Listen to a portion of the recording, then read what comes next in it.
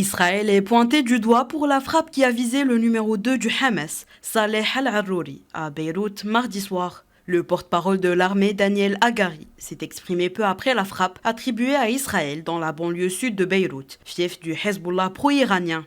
Cette frappe a partiellement détruit un bâtiment dans lequel se trouvait le numéro 2 de la branche politique du Hamas et au moins 6 autres de ses cadres tous tués. Je répondrai clairement, comme je l'ai dit dans la déclaration. Je ne répondrai pas à ce qui a été entendu ici ou ailleurs. Nous sommes concentrés sur la bataille contre le Hamas depuis le début. Et nous continuerons à le faire. Nous mettrons à jour le public avec des instructions lorsque cela sera nécessaire. Nous changeons et spécifions les instructions en conséquence, à midi, le soir et le matin. Et nous continuerons à le faire. Le public est également responsable et continuera à l'être. Et nous mettrons à jour les instructions. Ces instructions qui sauvent des vies. Le Hezbollah libanais a prévenu dès mardi soir que l'assassinat de Saleh al-Arrouri était non seulement une grave agression contre le Liban, mais aussi, je cite, un sérieux développement dans la guerre entre l'ennemi et l'axe de la résistance.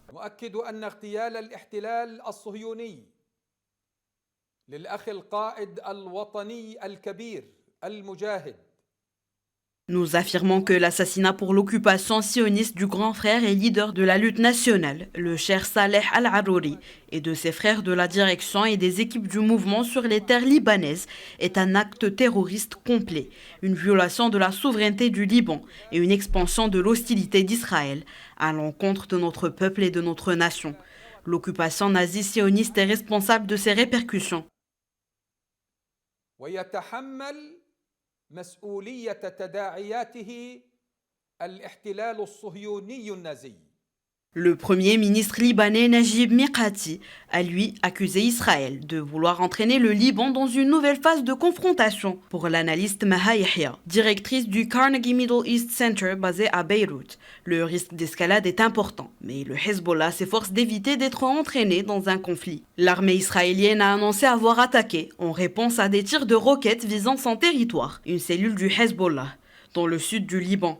Depuis le début de la guerre entre Israël et le Hamas le 7 octobre, les tensions se multiplient à la frontière israélo-libanaise, en Syrie et en Irak, où des bases américaines sont prises pour cible, et en mer Rouge, avec des attaques des Houthis pour freiner le trafic maritime en soutien à Gaza.